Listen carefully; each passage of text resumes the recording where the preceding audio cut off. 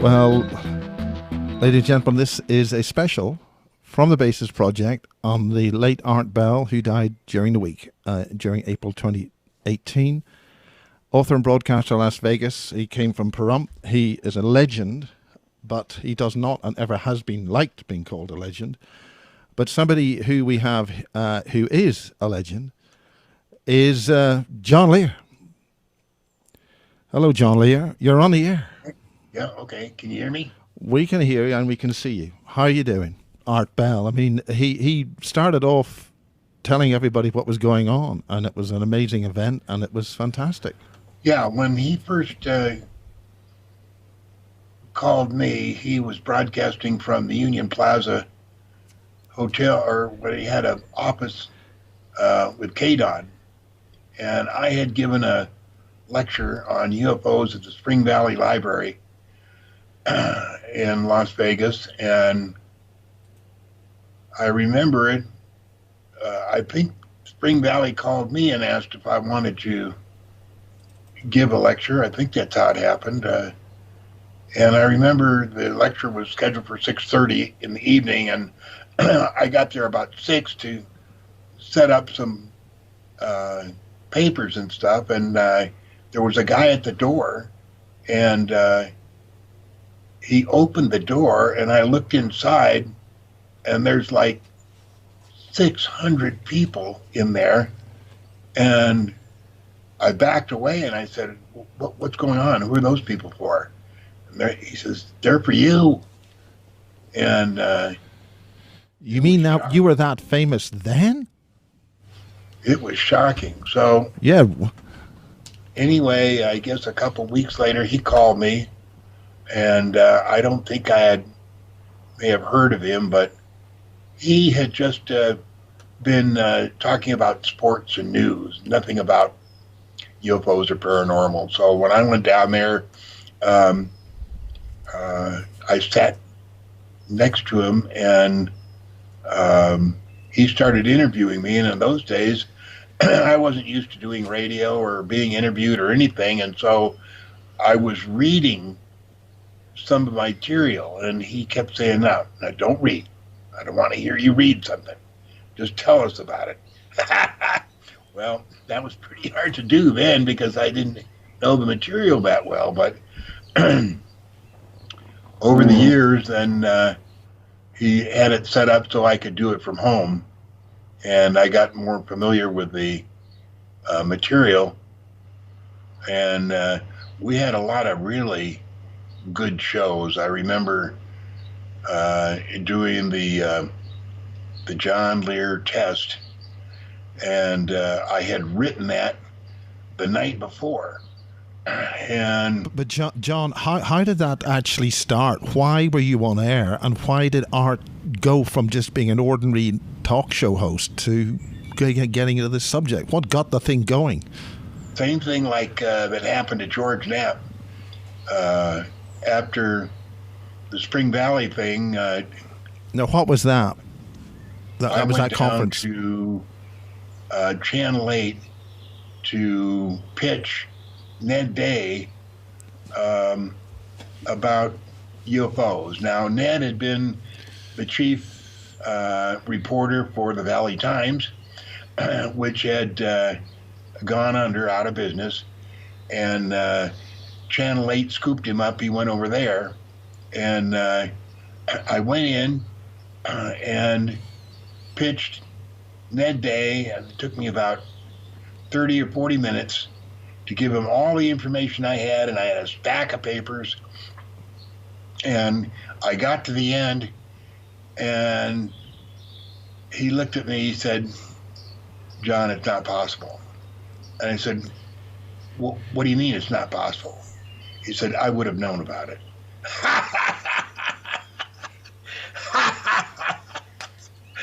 So I picked up my stuff and I was ready to walk out, and George Knapp had walked through at the exact time that Ned Day had said it's not possible. And as I started walking out, George said, hey, John, do you think I could take a look at that? And I said, sure. And so I handed him all my stuff, and that began George Knapp really not only got interested, but he got all fired up, and that's really what ignited his career. Well, the same thing happened with Art Bell, and I was the first guy to talk John, was about the stuff that world. you were talking about the stuff that went into Matrix 1 and Matrix 2? Are you talking about that stuff? Val Valerian, Matrix 1 and Matrix 2? Yeah, John Grace was a good friend, and that was much earlier. That was at least a year or two before. John worked at Nellis Air Force Base, and he came up and I was doing a lot of research, and it was driving my wife nuts. So everybody that came to the door, she would chase away. And John Grace was one of those. I mean, he kept coming back. And finally, I let him in and got to talking, and that developed a long relationship. The Matrix 1, I'm still trying to get a copy from my cousin, who has an original copy. Now, what is in Matrix 1? This is the stuff about Dulcie, the aliens. That came right off my desk. Every single piece of paper that was in Matrix 1 came off my desk. Almost the same thing with Matrix 2. And then John moved from Vegas up to Yelm, Washington. And we didn't have much contact after that. But so Ned Day had blown it off. George Knapp picked it up. At the same time, Art Bell called me, and well, after I gave the papers to George Knapp, he had me on a program called, it was a Sunday program, On the Record. And now, that is available. That is available in the base's archive. I've got a VHS tape of that here in NTSC. A guy called Ray Wardle gave me that, and it's fascinating stuff. It's really good stuff. And George called me. It was a Sunday morning, Sunday evening, and I can't remember whether it was the first or second time interview. He said, "John, they're going nuts. The phone has not stopped ringing. What can we do for an encore?" And at that time, I had just met, not just met, but was very close to Bob Lazar. I met Bob Lazar in the summer of 1988, and he didn't want to know anything about UFOs. He said he worked at Los Alamos, and if there had been any truth to it, he would have known it. But we gave him enough information, and there was 3 specific things that we talked about that he was able to verify with his friends who still worked at Los Alamos. And he made the comment to me that he was going to try and get a job up at Area 51. And he called Dr. Teller, who was the father of the H-bomb, who he had met at Los Alamos, and told him that he was going to wanted to re-enter the scientific field, and could he help him? And Dr. Teller said, "Bob, do you want to work with me here in California, or do you want to work in Nevada?" Bob said, "I want to work at Area 51. So the next thing I knew, Bob came over and he said, "I got an interview today." And I said, "Really?" And he said, "Yeah, I aced it." And I said, "Well, what was the deal?" And he said, "Well, they had 3 or 4 scientists there, and they asked me different questions, and I was way ahead of them on every single one of the questions." But anyway, when George Knapp said, "What can we do for an encore?" I suggested Bob Lazar. I said, "I'll call him and see if he'll come on." And I talked to Bob, and at that time, he was worried for his life, and he thought the best thing to do would be to go public and get known, so that if they killed him, there might be some repercussions. So that was a Monday evening. Channel 8 sent up one of those trucks with the satellite antenna, and that videotape I made, George Knapp showed a year or so ago. He didn't know it existed, and I gave it to him, and it had me and Bob and um, Gene Huff standing around waiting for something to happen, and Bob Now that's sitting right. that's on our interview that we did with Anna Hess about 5 years ago, isn't it? Yeah. You gave that to me. I'm very honoured. It's good fun. Uh, This is good fun. this way. It's really good fun. This. Yeah. And so that really lit things off. And, at the same time, Art Bell I started about talking about UFOs, and he couldn't believe all the interest it had, all the phone calls he was getting. Same thing with George. He said, I had no idea. We've touched a nerve. There's something that the public wants to know about, and I had no idea. George says, I had no idea that there was any interest in UFOs, and the phone hasn't quit ringing. And so those things happened, the same time. But I did some interviews with Art, and it was a lot of fun. In the middle '90s, though, he gave me a call. I hadn't heard from him in a couple months. He said, John, I'd like to come over and see you. And I said, oh, okay. So we set up a time, and he drove over from Pahrump, came into my den, sat down. We did some normal chit-chat, and he said, John, look, I'm going to be straight with you. I have a friend that I've known for years. He's a ham radio operator, and he's also a United Airlines pilot. And he has told me, without a doubt, you are heavy into the illegal drug business.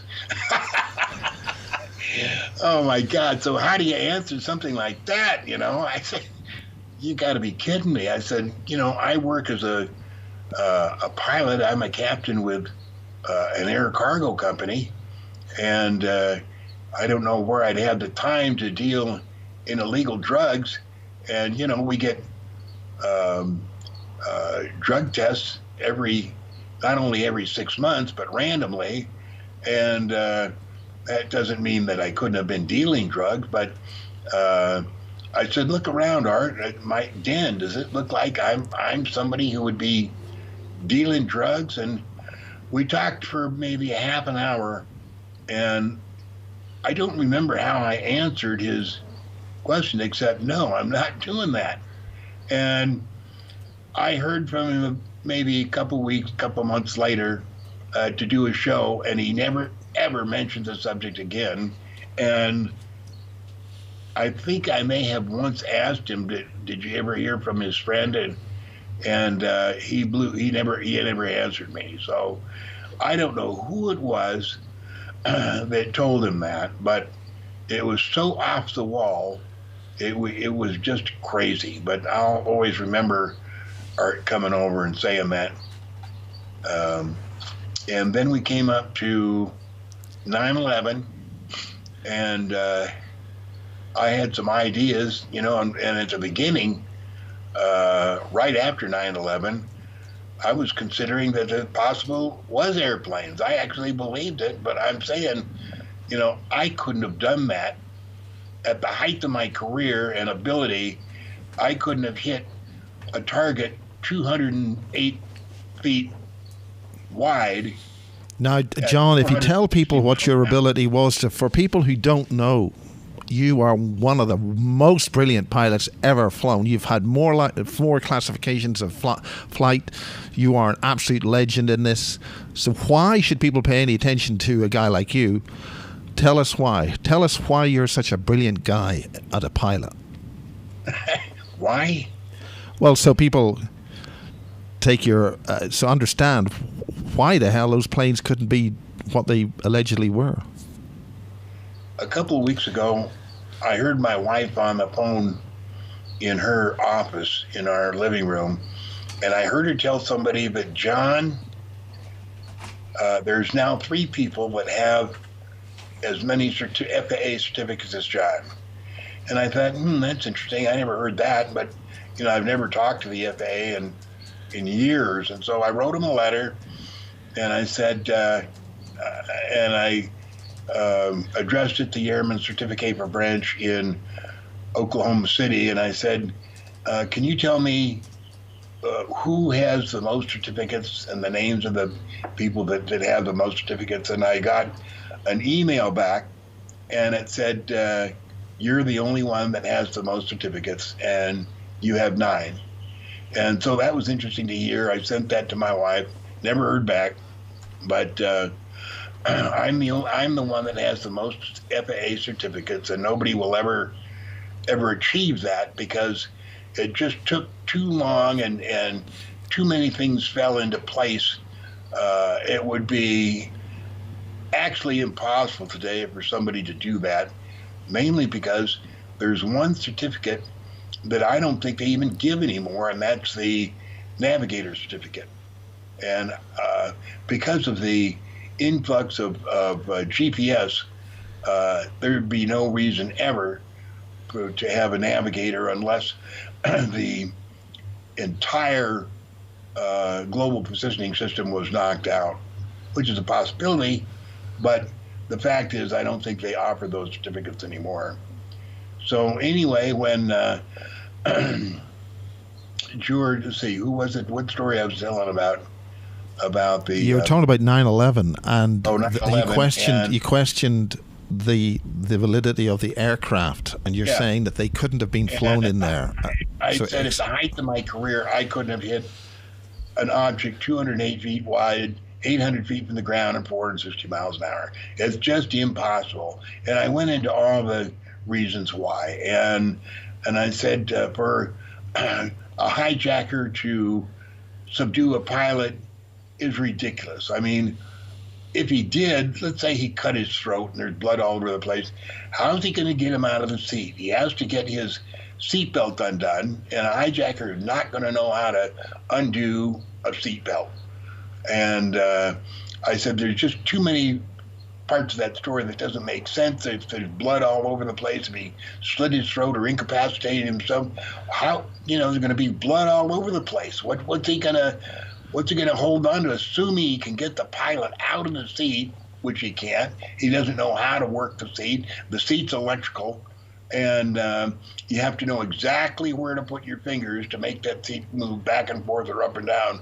And in order to get somebody out of the pilot out of the seat, you'd have to make the seat come back. Then you'd have to figure out how to take off his seatbelt and shoulder harness, and then how to get him out of that seat and into the companionway, and then get yourself in the seat and get the seat forward and then start flying. It's just ridiculous. It didn't make any sense. So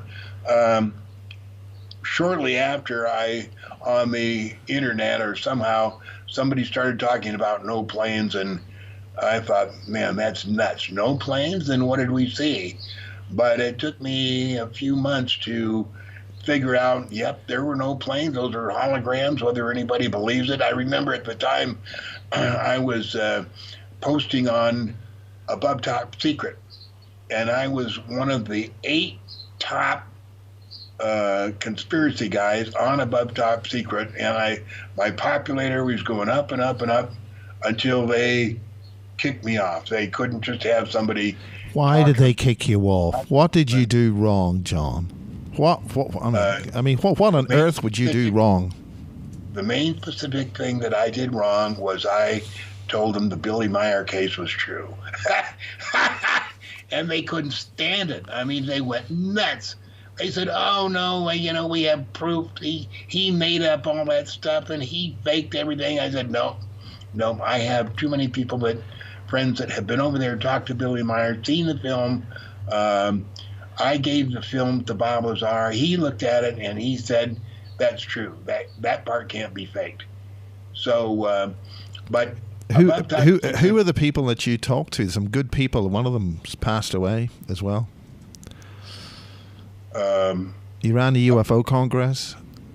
Pardon? He was part of the key people at the International UFO Congress. I forget his name.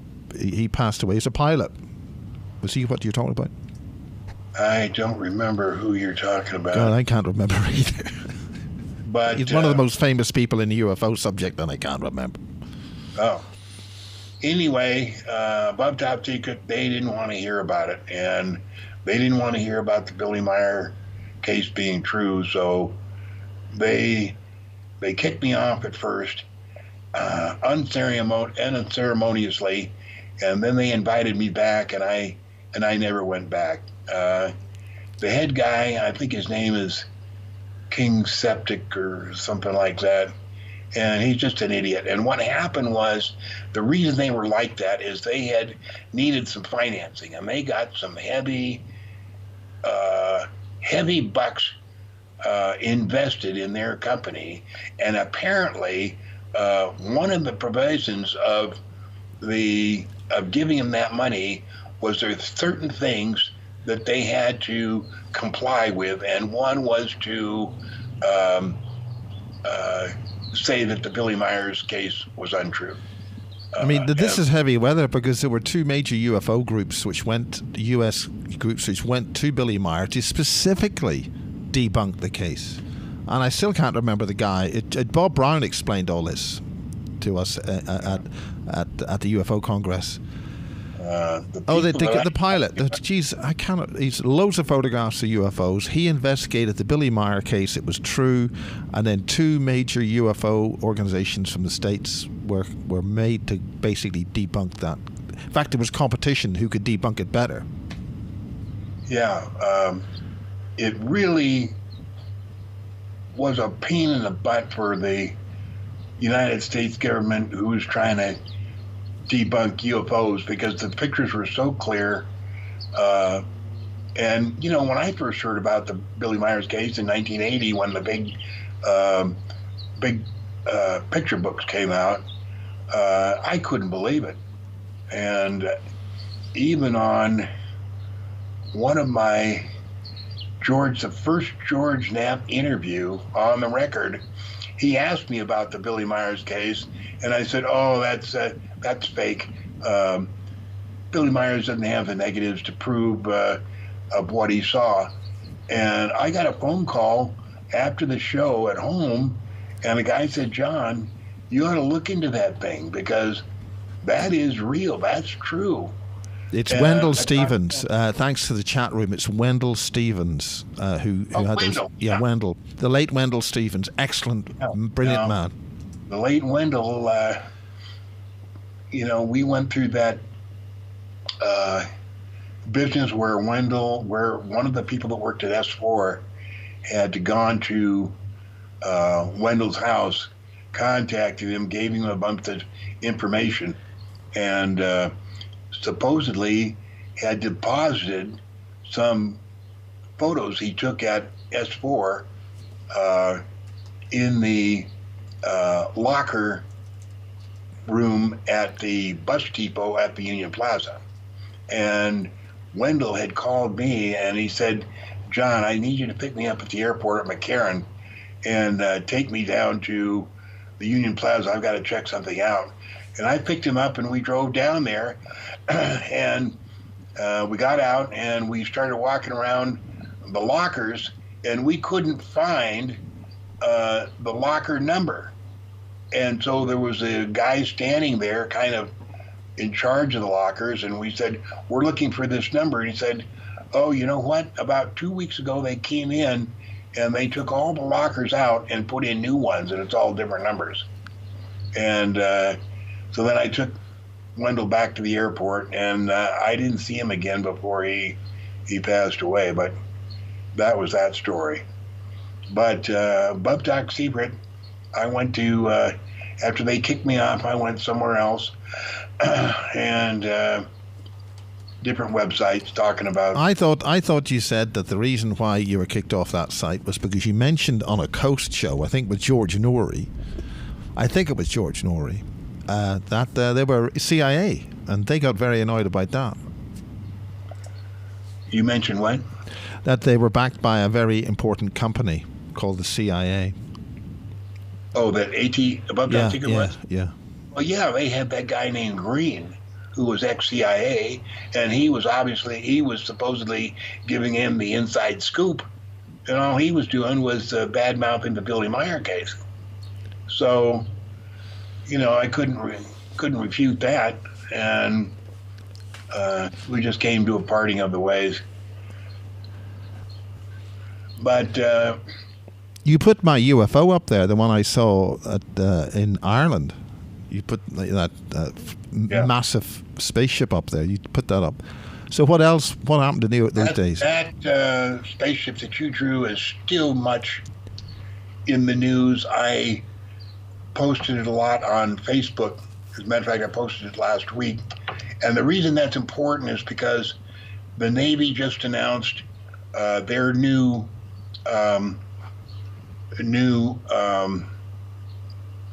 submarine, the USS Colorado, and they said it included some really fantastic innovations, which they neglected to tell the public what they were. And I told them what they are is, number one, the new submarines used fusion engines instead of fission, and we're told, the public is told, that fusion won't be around for another decade because there's just no way to control it. And that's not true. Fusion engines have been used at least for the last 7, if not maybe 10 years. That's cold fusion engines. Yeah. Cold fusion engines. The reason the fusion engines are so, well, they're 10 times more powerful than fission, but they're also 10 times as lighter.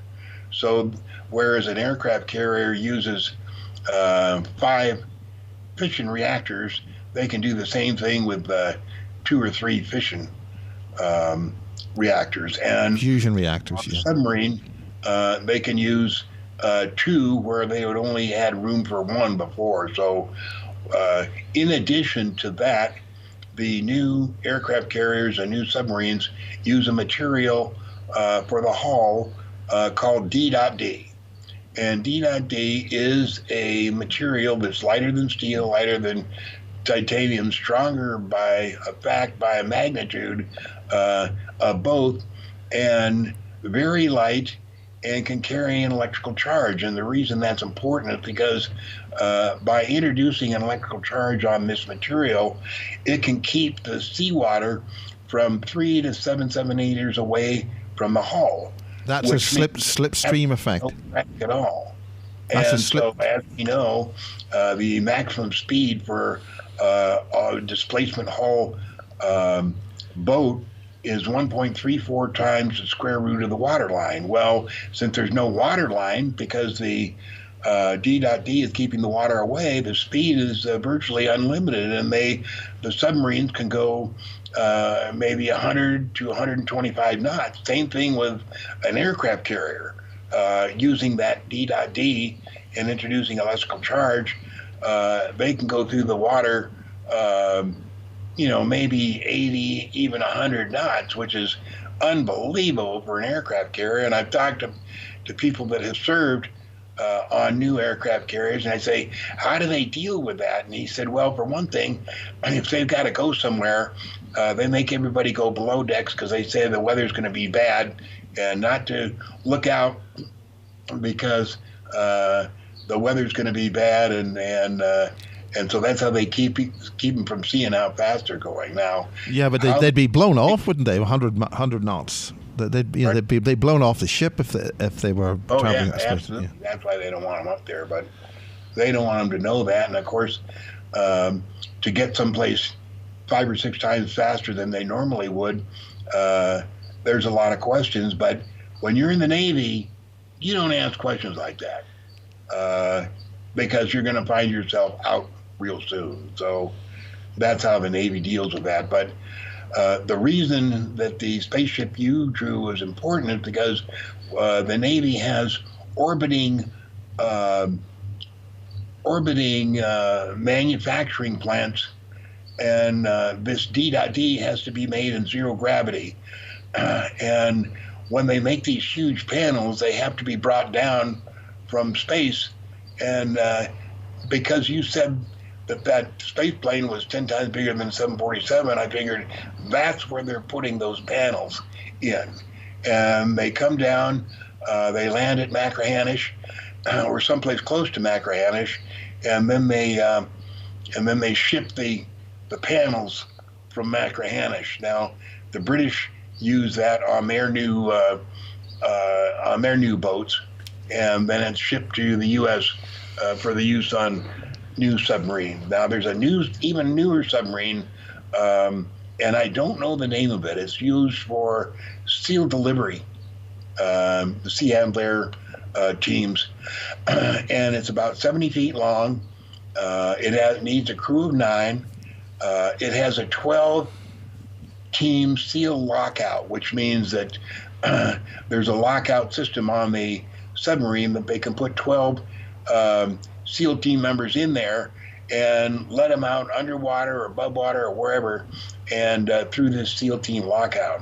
And in addition to this submarine, it's fission powered, and not only that, they used to, they have developed propellers to a fine art, but now I don't think they use propellers anymore. They use magnetohydrodynamics, and this was first introduced to the public in that movie called The Hunt for Red October. Yeah, Hunt for Red October. Yeah. The Hunt for Red October. They called it a caterpillar drive that the Russians had developed, and actually that's one that we had developed, and it's a way of using water under extremely high pressure to propel the submarine, and that's on this SEAL delivery unit that they have. And so I posted a story about a week ago on Facebook, and I drew a picture, not to scale, of this new SEAL delivery system. Does any of this material come from Atlantis, but Antarctica? There's a lot of stuff coming out of Antarctica. Ancient technology dug up and being reused. What do you say about that? Well, the Grid Keeper is on the chat room, and he'll be joining us on the phone in about 15 minutes. So much interesting stuff from coming out of Antarctica, but just in the way of information. I never heard of anything specific coming out of Antarctica. There's some stories that Linda Howe has introduced about stuff going on there, but I have no inroads, or I don't know anybody that works there has given any specific information. The other day, somebody asked me about the Giant of Kandahar, and the Giant of Kandahar was seen in 2002, and they had a military team operating out of Kandahar in Afghanistan into previously unknown areas or unexplored areas, and in one of these very steep canyons, they were following this little trail and came upon a cave, and there was a giant, 15 feet tall, red hair, red beard, and very agile. Well, you'd think somebody 15 feet tall would probably be hard to even walk, but this guy was like a ballet dancer. He could move so quickly and fluidly, and he had a big spear, and without these military team even realizing it, the giant took the spear and speared one of the military teams and held him up in the air, and they were all, pretty frightened, and they started shooting, and they weren't killing him, and somebody in the team said, shoot for the head, and they finally were able to kill him. He fell down. They radioed Kandahar, told them what was happening, and Kandahar sent, I think it was a CH-47 helicopter, or a big helicopter anyway, and since it couldn't land up there because it was in the middle of a very steep canyon on the side of the walls of the canyon, and so they lowered a net, and they had the people on the ground load the giant into the net, secured it into the net, flew it back to Kandahar. Then it was flown by C-130 to Frankfurt, Germany, and then from there to obviously to Wright-Patterson Air Force Base, and never heard anything about it. But this subject came up a couple of months ago, and I started looking into it. I called one of the people who really researched giants in the United States. I forget his name. Very informed. And I asked him about the giant of Kandahar, and he said he didn't believe it. He said that he had seen the interviews, and he realized what they were saying, but he personally didn't believe it. But I believe it, and it's interesting. We posted a little bit about it on the Living Moon, and I think we're going to post a little bit about the black goo, but I'm trying to get Ron Schmidt to look at the videotape you sent us on the black goo. Yeah, that was a guy called John Dallimore, who was a British military explosives expert, the Royal Marines, and he was responsible for being part of moving 400 crates of that out of Thule Island in the Falklands War. Tell us about your favourite shows with art. Well, my favorite one was the one about the test.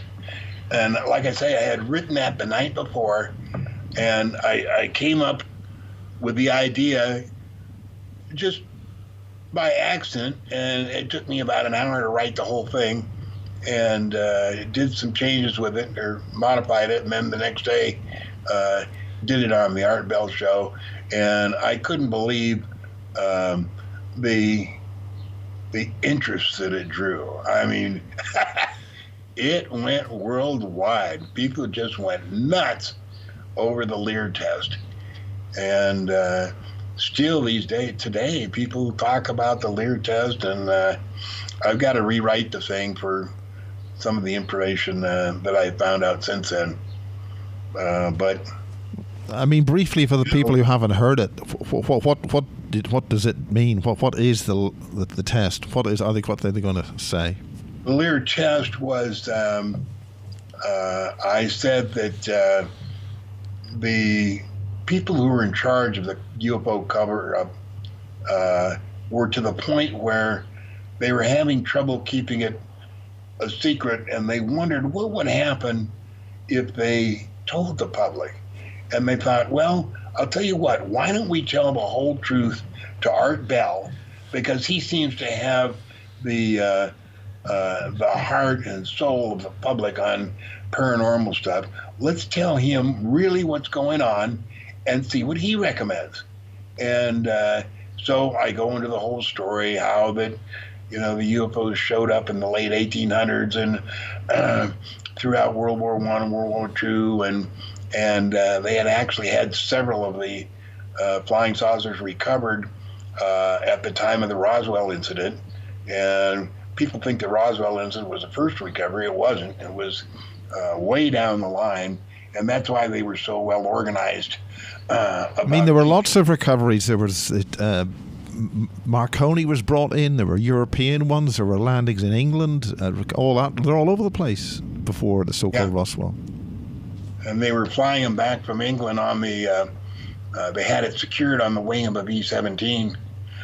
And a little interesting side story the other day on my Facebook page.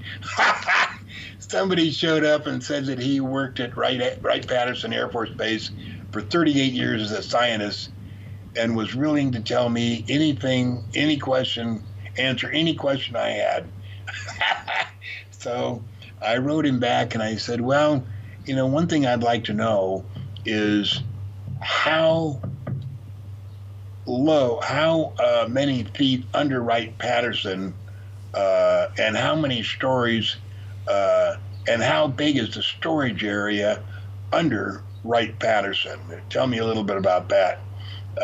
And so he wrote back, he said, well, do you have any proof that there's something like that?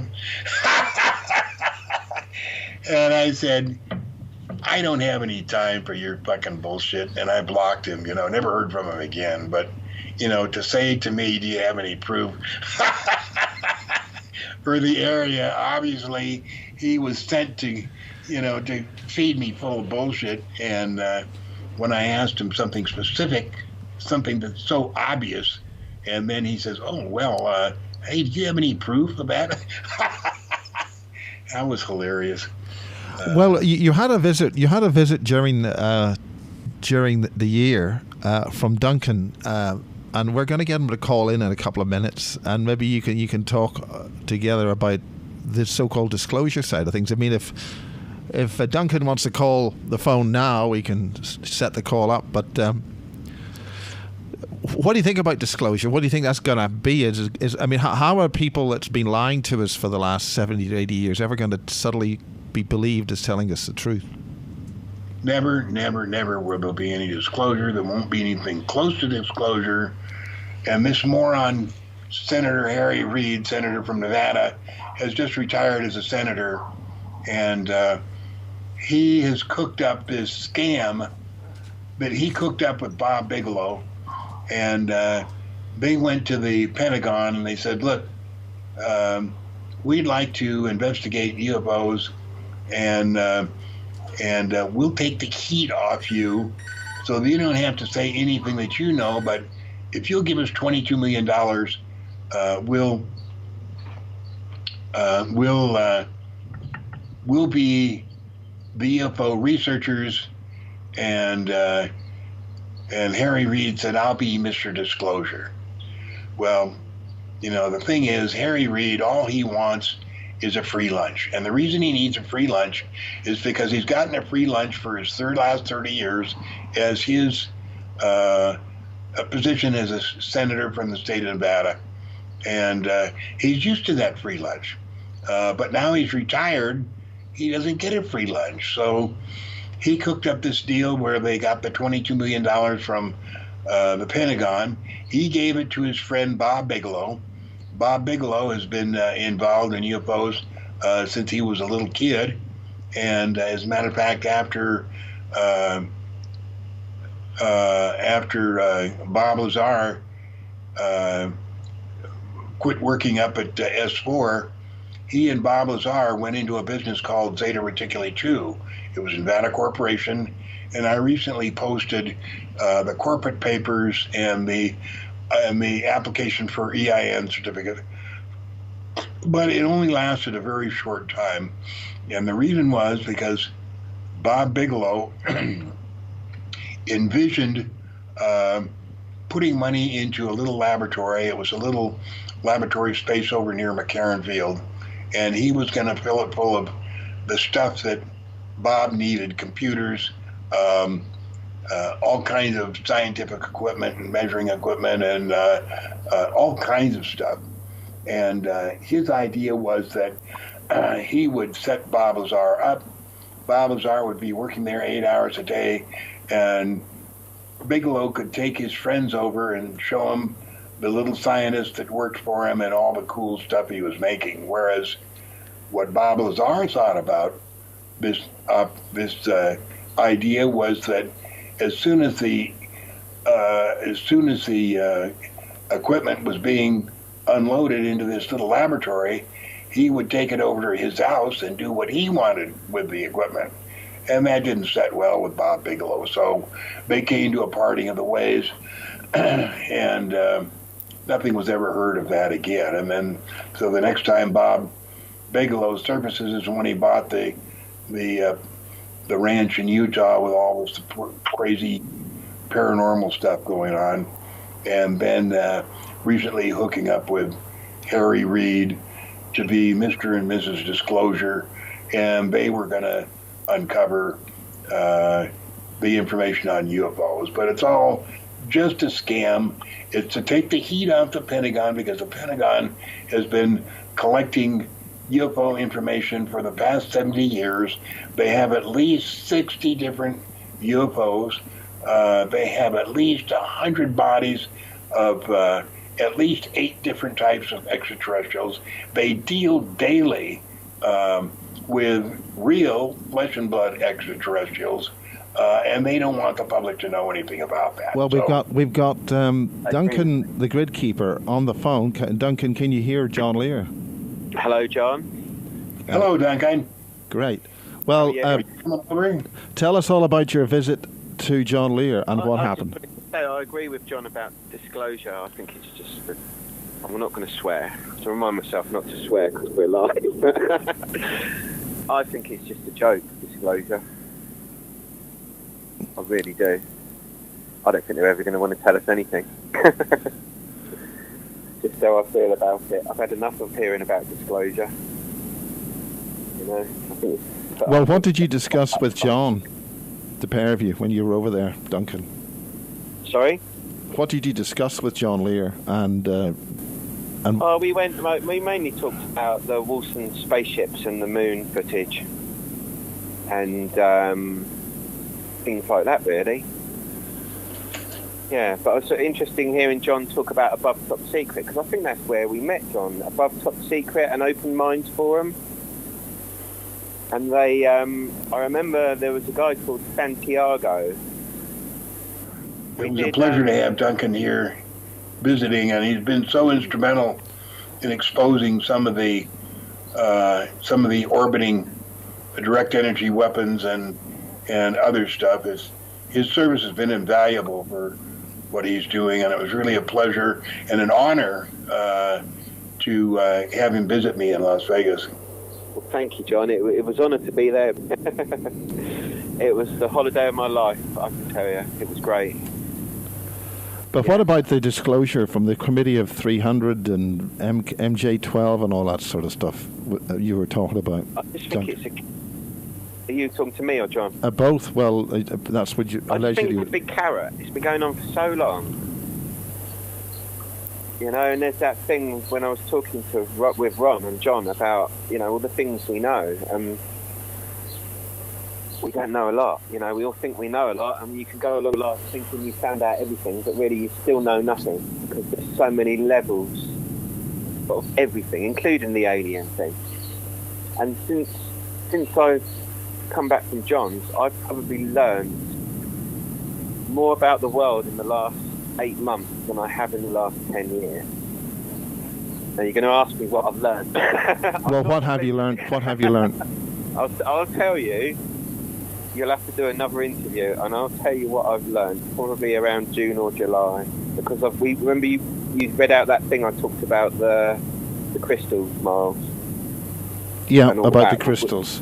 That needs to come back out in around June, and I'm going to start saying a lot of things. Well, what do you think about that, John Lear, about crystals and that energy stuff? Well, the crystals I'm talking about, they're not standard crystals. They're not the shops you go into a shop and... Well, they are, but it's what's in them. There's something in them that no one in the world has seen before. And it's a game changer. Well, what did you discuss when you were with John? And you I mean, I know John Walston got John's telescope to work. What about that? Yeah, in a matter of about 10 seconds, which was quite clever. Is your telescope okay, John? It's fantastic. I can't believe, it had been inoperative for about 6 years, and you guys came in and fixed it in about 10 seconds. It was really nice. Yeah, Marcel helped with that. He was really good. Yeah. But one of the most interesting things, Mars, was looking through John's pictures on his wall. Well, I noticed your wall has changed, John. Yeah, the John Lear's lair seems to have changed a little bit. Or are you just on a different computer?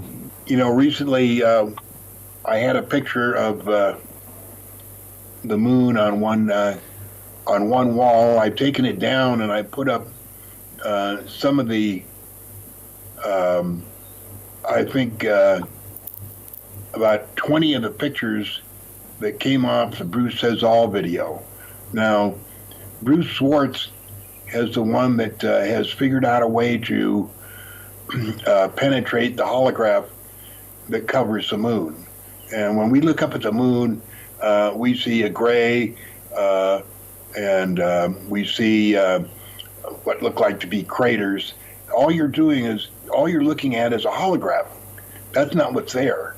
But Bruce was able to figure out how to penetrate that holograph, and it's just amazing. All of the buildings and cities and areas and roads and passageways and tunnels and bridges and everything else that's up there.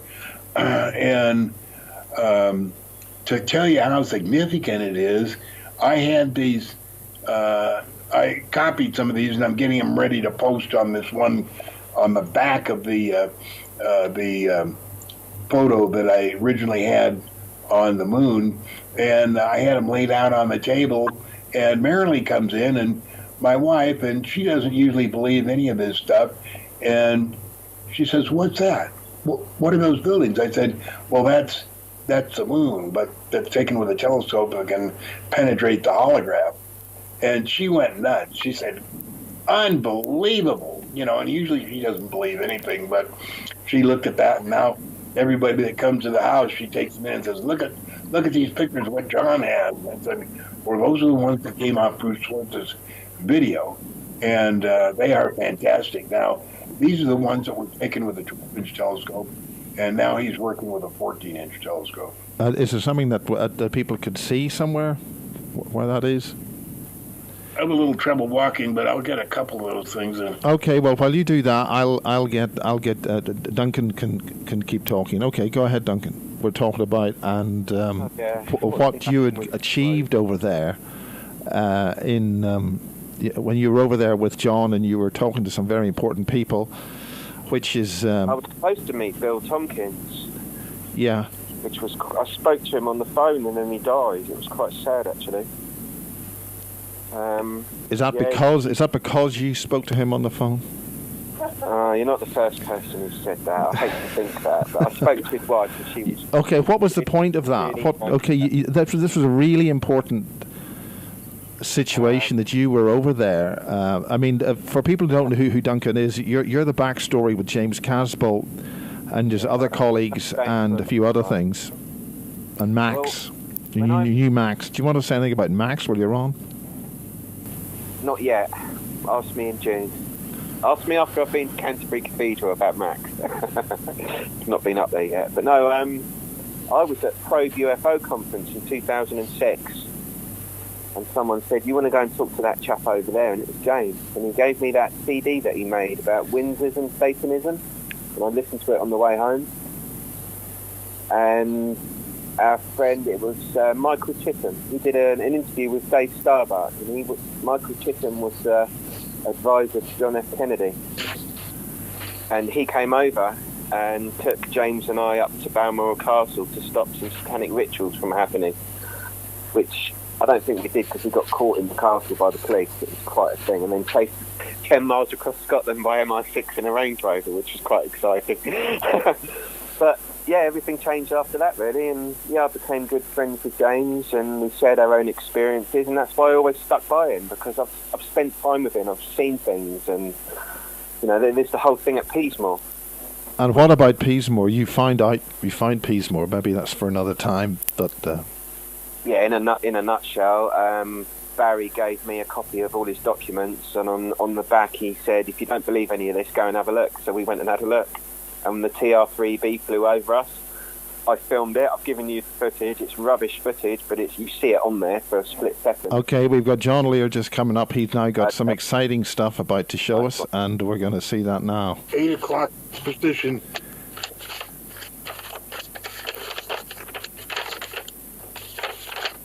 These are kind of crinkly here, but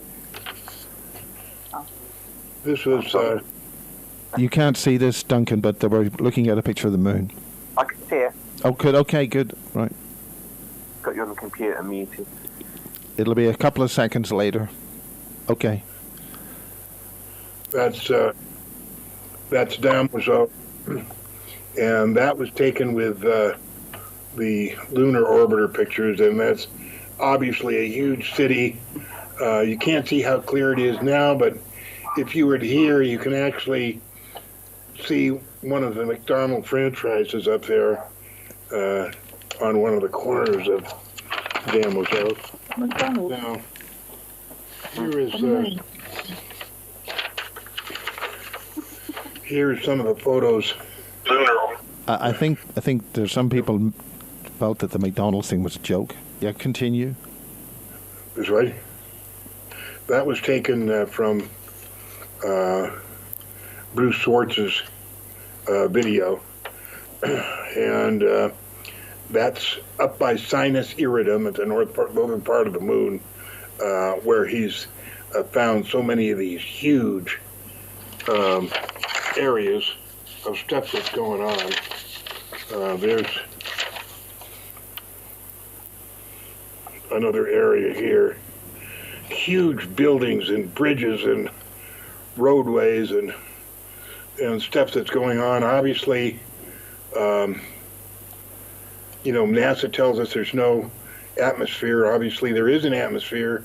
It's about the gravity is 70% that of Earth, not 1/6 as they say.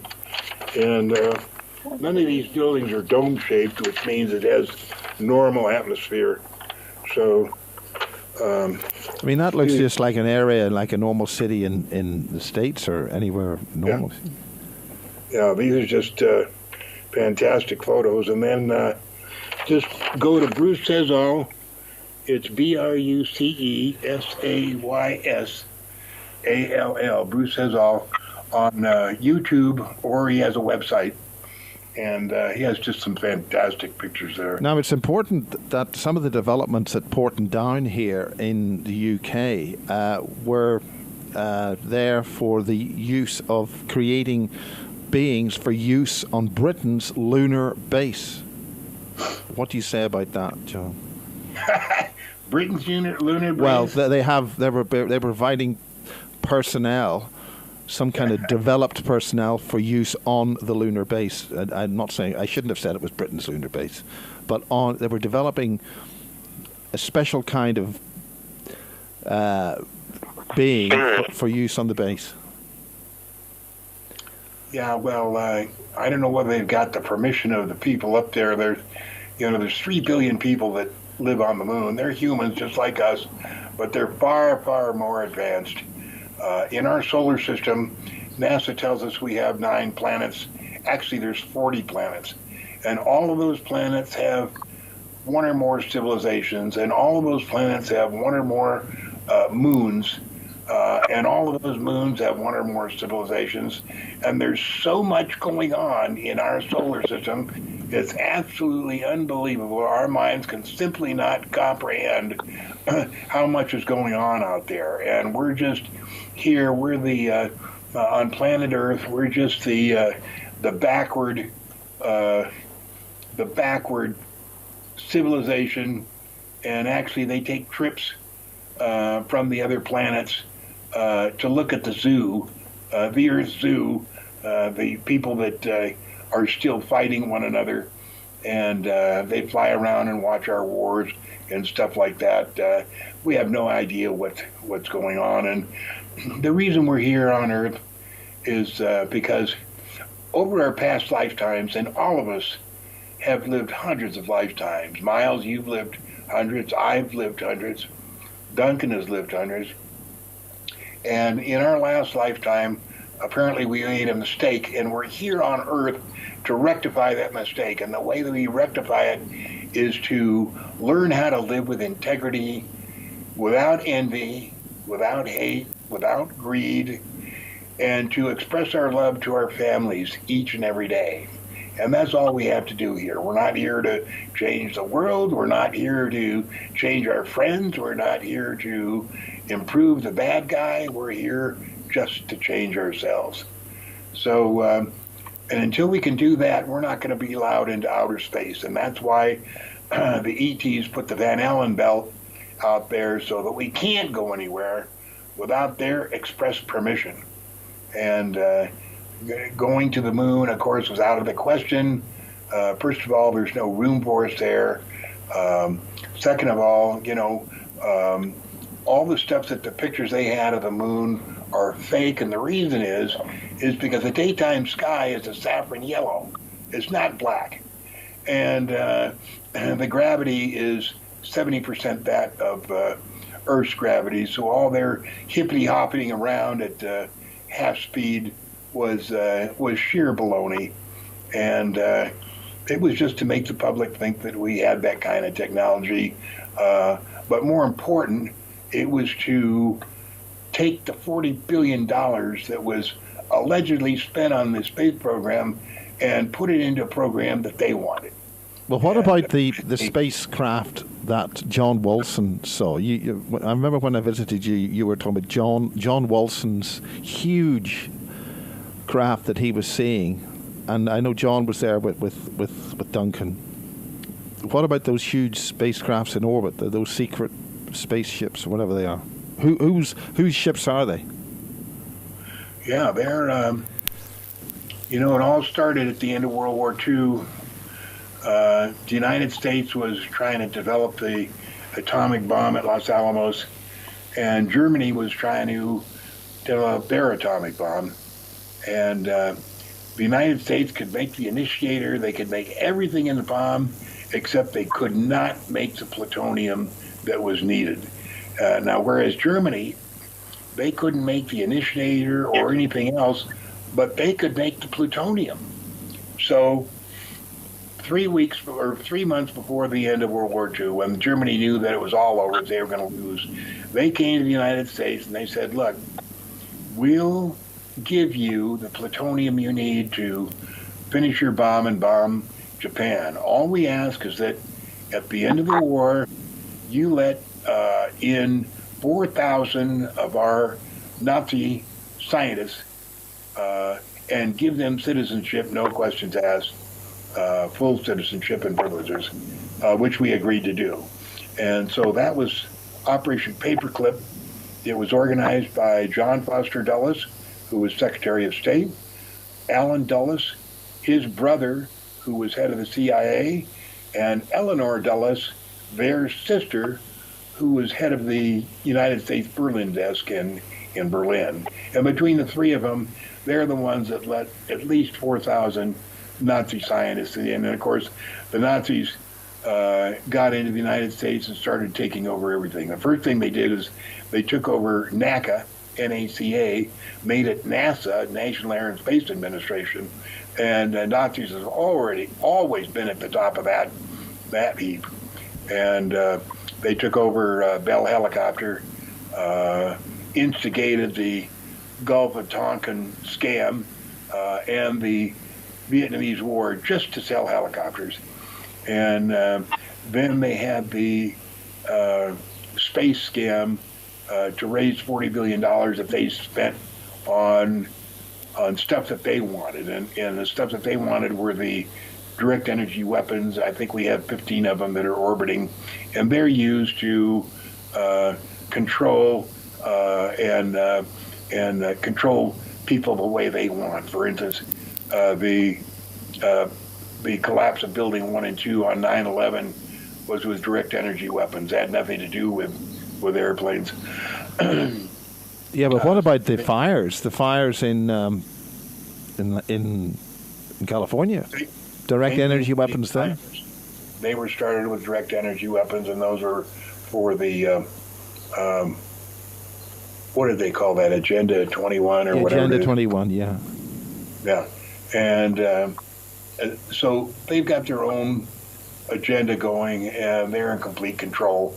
What I'm working on now is trying to figure out the connection between Nazis and the Jews. And there is a connection there. We've always been told that they're, that they were enemies. The Holocaust with 6 million Jews exterminated, pure bullshit. There isn't a shred of evidence that ever happened. Of course, maybe we're now entering an area of plausible deniability and getting banned off YouTube. But any grounds for that information, John? I mean, what would you? This is Holocaust denial can get us banned, but it's your show. We're talking about Art Bell. Go ahead. Yeah, it's pure BS. what it was is to hide the coalition between the Jews and the Germans, and it's that coalition that is in charge of the United States at this moment. Exactly. In what detail exactly? Because a lot of people are being conned on this, and we're using very triggered terms here. In what detail are you talking about? We've got Michael Shrimpton on, who writes for Veterans Today, talking about this, a secret German intelligence agency called the DVD. There's an awful lot of stuff that we're being told is a complete lie. But what are you talking about in detail here? For instance, what are you asking?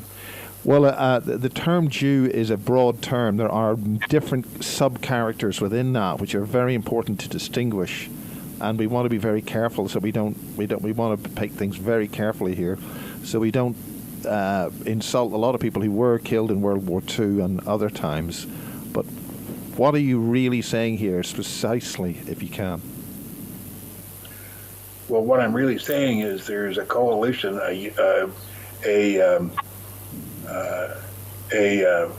not a brotherhood, but a coalition between the Germans and the Jews. And Hitler did not commit suicide. Of course, he left after World War II, lived in Antarctica for a while, then went up to Argentina and lived there for a while. The whole time running what was going on in the U.S., and he eventually died in the United States in a hospital there in 1968, still, pretty much in charge of all the stuff that was going on. And the stuff going on is the Nazis coalition with the Jews running pretty much what's going on. That's why when we hear that Israel is so adamant in getting the U.S. to do different stuff. For instance, Project Yinon, Y-I-N-O-N, started in 1979 specifically to make the United States believe that Muslims were a threat. And that's why they said Muslims were flying those airplanes that destroyed the buildings in 9/11. Pure bullshit. Had nothing to do with that. What Israel was trying to do was to get us, the United States, and the people in the United States go into the Middle East and attack their enemies, the Israel's enemies, the 9 Muslim states that they consider enemies. And then Russia, and then attack Russia. Is that not the next thing to attack Russia? No, I don't think. Well, I don't think so, because the United States and Russia have been allies ever since the end of World War II, and also before the end of World War II. We've always been friends. All this stuff about the Cold War was pure bullshit. There was never any Cold War. There was never any threat about Russia launching nuclear missiles or us protecting. All the stuff about Strategic Air Command, all pure bullshit to make the public interested or scared about something that was going on so that they didn't think about UFOs. That's all the Cold War was about. So there's never been any threat from Russia, never going to be any threat from Russia. Duncan, do you have anything to say on that from James Casbolt's side or your side? Sorry, I've just walked out of the room to go to the loo. I've just come back in. Okay, I'll fade you. Okay. Right, okay. I'm kind of running out of gas here. I'm going to have to beg off. Okay, if, well... it's okay with you. Well, thank you very much, John Lear. And I'm not entirely sure... Is that your... Whoa, we got...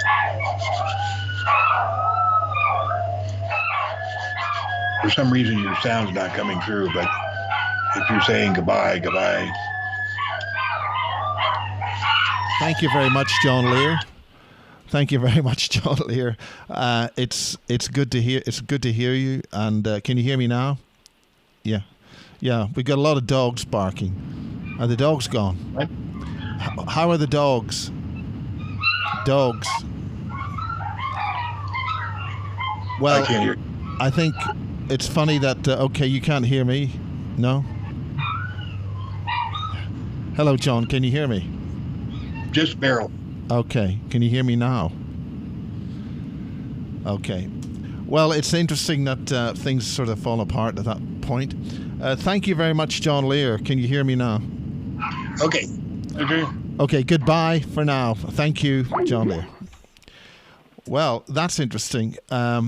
We'll say goodbye. It all fell apart there. The grid keeper was able to... I'll just see if the grid keeper's still there. Are you still there, John? Duncan? Duncan. Still here. Okay, well, it seems all the dogs went haywire on that particular point. Have you got anything finally to say yourself? Yeah. The whole thing with spaceships and the moon and Wilson and I don't work together anymore because I just don't have time to be involved in all that anymore. But he has developed another telescope. He's been donated a telescope, and he can now look at the moon closer than anyone's ever seen it in the films that we've already put up over the last 10 years. So he's working on that now, and by summer there'll be some very, very, very close shots of the moon surface. So if anyone hasn't looked recently, go and have a look on his YouTube channel. He's put one up last week, and you'll see the clarity of it. It's really good, really good. And what is his YouTube channel? I think it's just John Leonard Wilson. Okay, well, there's a hell of a thunderstorm happening here, all happening here. The lightning's... There is here as well. Yeah, and you are where? Are you down in Chichester? I'm in Chichester. I'm in Chichester. Chichester, yeah. Wow, well, that's a heck of a thunderstorm flying here, and we're about 150 miles apart as the crow flies.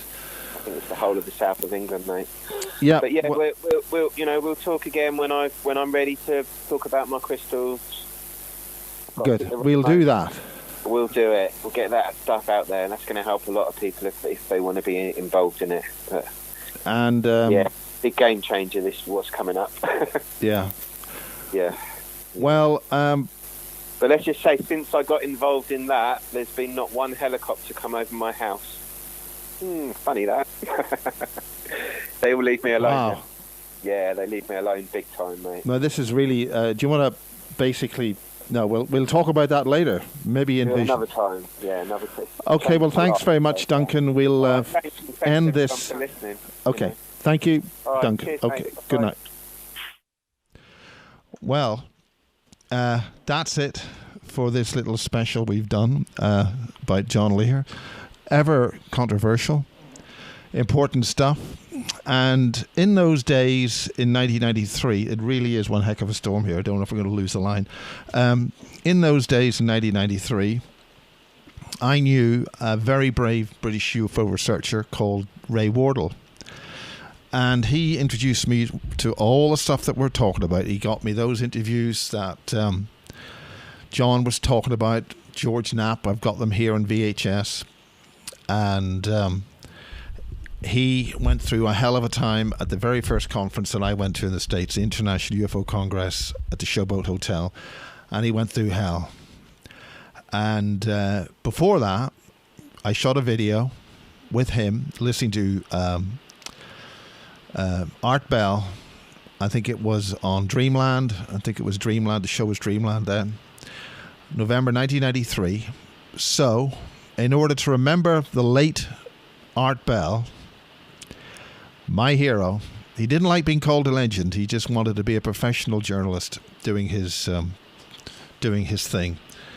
So, as the rain pours down here on the 21st of April, after we've had John Lear talking in his good old style, never shirking from controversy, let's listen to the way it was like as it was before it became Coast to Coast, just to Art Bell on the radio, going through the streets of Las Vegas to close out on this Spaces special with about Art Bell. So let's listen to Art Bell on the radio, courtesy of a drive through Las Vegas with Ray Wardle.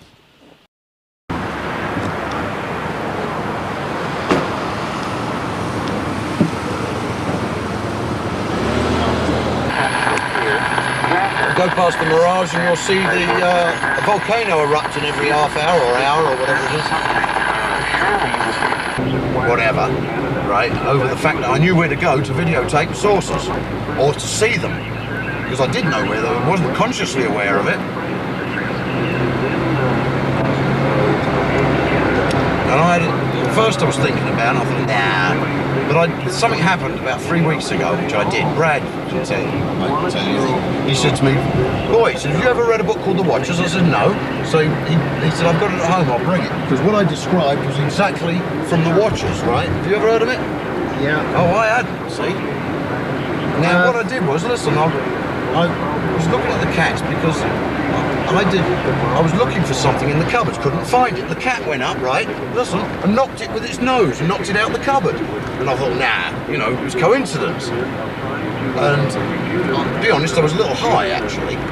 So that's why I didn't take too much notice. And then I sort of sobered myself up a bit and I thought, let me have a go here with a couple of other things. Do you know something? The cat went and did exactly what I thought.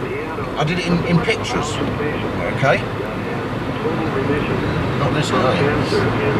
I am. To every word. And the cat went to everything which I thought of. And it was incredible. So, I then, Mona was there, and I said to Mona, you know, I just thought of something. Maybe the cat can communicate with me. So I let my mind go blank, and I tell you something, it was like tripping. I see these little things dancing, like, there's a lot of green in it, for a start off. And I was a little bit frightened to let go, to be honest with you, because it was like, whoa. It was like a hallucination type thing. And there was all these little people doing these little silly jigs and dances, you know, like, my best way of describing it would be like little leprechauns. Yeah? Hello? Yeah. I'm listening. It was the Dunes, look. There's the other tower still there, of course.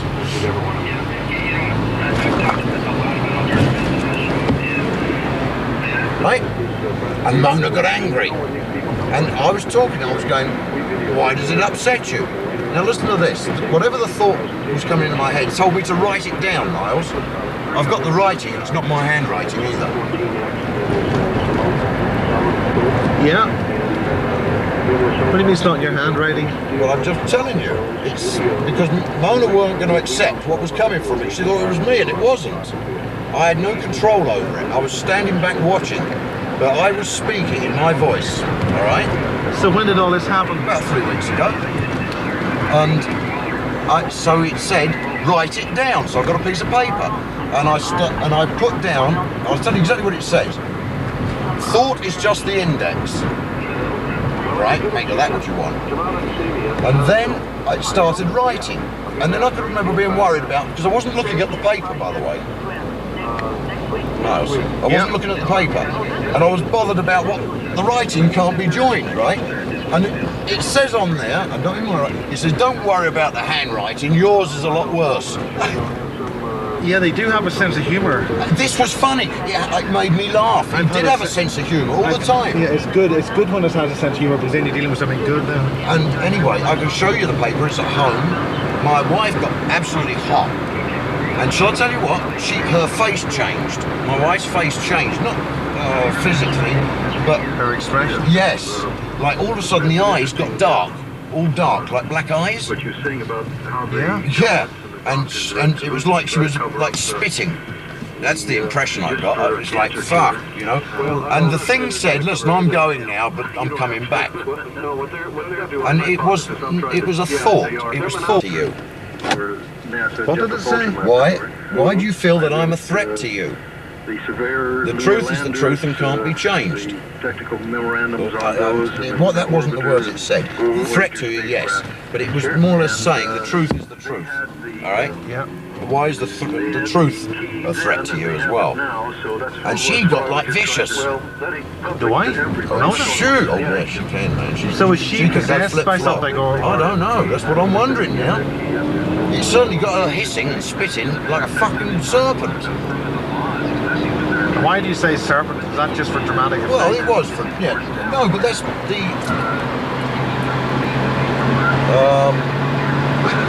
that's how I saw it. That's all I can tell you.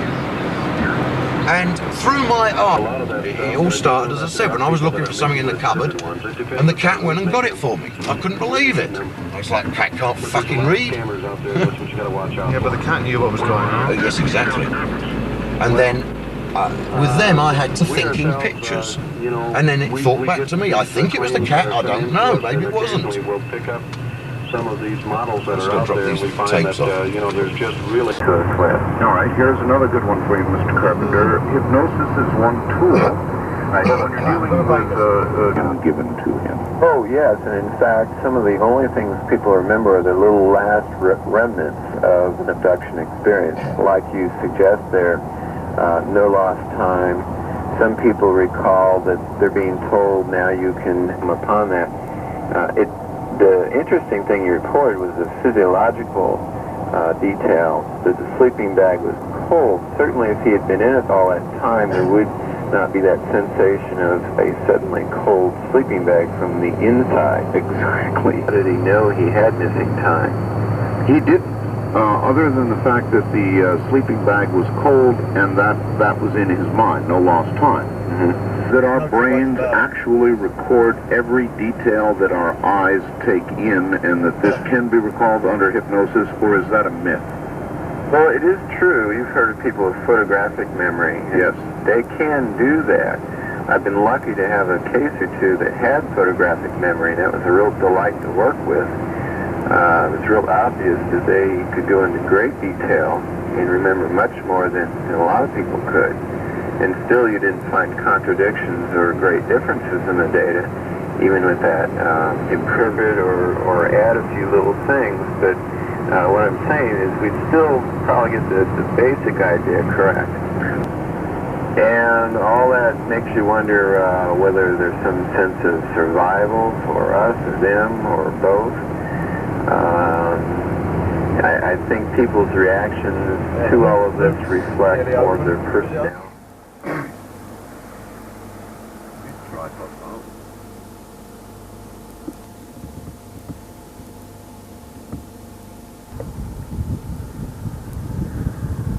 That won't pick it up. What the hell are you talking about? The camera won't pick it up. The mic on that won't pick it up. That's what you're thinking. What's happened? You didn't hear it? No. I thought Ground you heard shake? that. It was boom, deep. It's deep underground booming. You couldn't hear that. Anyone could hear that. That's your stomach. Yeah, right. What underground booming? It's booming. It just went and you missed it. It's all that hair around you. That's the problem. You can't hear through it. Something of another world. As George most interestingly reported, here they had it all. So where's the test site? Well, that Mount Range Mountain we're looking at right now. In that particular, and So where are all these alien craft? Where's the space? Where's the test site? And again, that would seem related to the genetic aspect of this. Oh, yeah. How many innocent possibilities versus That whole area there is test site. are there, In the distance, do you yeah. suppose, with respect to That's their about 100 motivation? pounds In of other sheep words, range. And you'll see a silo if come up they're out of there every doing so genetic often. research, Mate, are sometimes they go a year tampering, without seeing it. suppose, with It's never our up for more than 9 genetic minutes. structure, or just sort of borrowing People from deny that there's one there, and I've got it on camera, so I mean, I know. Well, that's so. a difficult question to answer. I know. Yeah, Well, well, it's kind of what everybody wants to know. because I don't think there's any sure way I can answer July. that either way. So you're saying that there's an underground I base could around say here? There's a lot of underground probably. bases. There's underground Or tunnels. probably not. Go from here all the way to New I don't Jersey. know. I just don't really have a good answer for that. RCA, You well, had I think quite a bit to do, did you not, with putting together some of ITT, the anyway. questions Sure. for the propofol that Definitely from here to Los Alamos is underground tunnel. Yeah, a friend of mine says they're building a 3,000-foot elevator in a place near Los Angeles. Dr. John Mack. It's a 3,000-foot elevator in the base of a mountain going nowhere. Mercury goes down something like 6 levels. I wasn't intimate on the 3,000 to 4,000 feet. because as much as Most of the writing, rooms deep down in commentary Mercury are what they call clean nukes, and also where, you know, they blast out the rock and you go in 4 hours later, there's no radiation. Psychiatrists, psychologists. Carpenter is my guess. The program is Area 2000 from Los Vegas. I'm Art Bell, and there's more in a moment. Is that what the neutron bombs were designed for? No, they killed people and left the build-ups. Jackie.